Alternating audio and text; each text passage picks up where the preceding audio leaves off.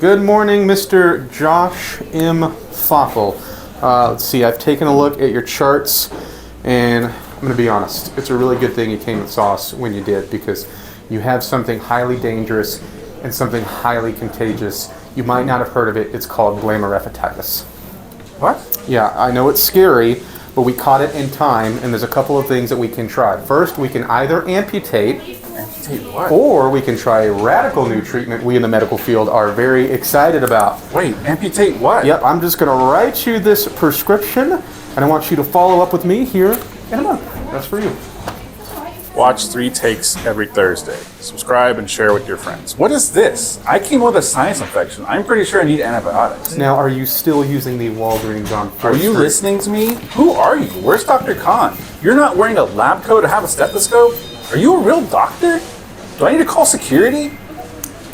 I gotta go back to jail!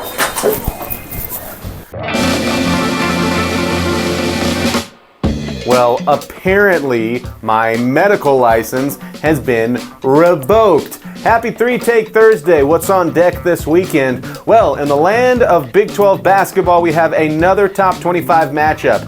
Arizona is at Iowa State. The Cyclones really showed anyone can beat anyone in the conference on Tuesday, losing to Oklahoma State. They were still without Keshawn Gilbert, but injuries are everywhere in the Big 12, so nobody's asking or giving any sympathy. It is a cold, dark world in the Big 12. It's a cold world, Bodie.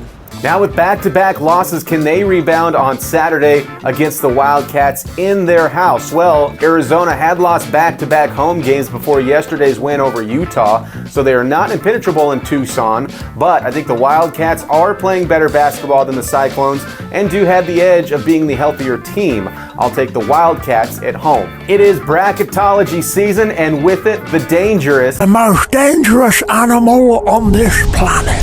Dangerous talk of the bubble. West Virginia on most projections is on the right side of that bubble. They did a good job in their last game of not dropping a killer to TCU. In fact, they won that game, leaving no doubt with a 73-55 final. They'll take on the 25th ranked BYU Cougars, who have won 5 games in a row. Five time. In the winning streak, the Cougars' leading scorer Richie Saunders has been great. The last 3 games, he's averaged 23.6 points per game, shooting just under 68% from the field. As the regular season winds down, there's still a couple of wins on West Virginia's schedule as they try to nail down an at-large bid in the tournament, but it won't be this weekend. The Cougars make it 6 in a row. Texas Tech is at Kansas on Saturday. Another day, another big-time matchup for the Red Raiders. Allen Fieldhouse has been a house of horrors under Bill Self. However, the 2025 Kansas Jayhawks don't just look beatable, they've been beatable. Their numbers have been especially bad on the road, owning a 4-5 conference record away from Lawrence. They've also lost 2 home games this year. That was a 62-61 loss to West Virginia in the Big 12 opener, and then a double overtime loss to Houston. We talked about health earlier. The Red Raiders were the poster child for players not in the lineup against Houston, only playing 6 guys from the usual rotation and still almost found a way to beat the Cougars. Now, you'd certainly feel better having either Chance McMillan or Darian Williams back in the lineup. ¿Por qué no los dos?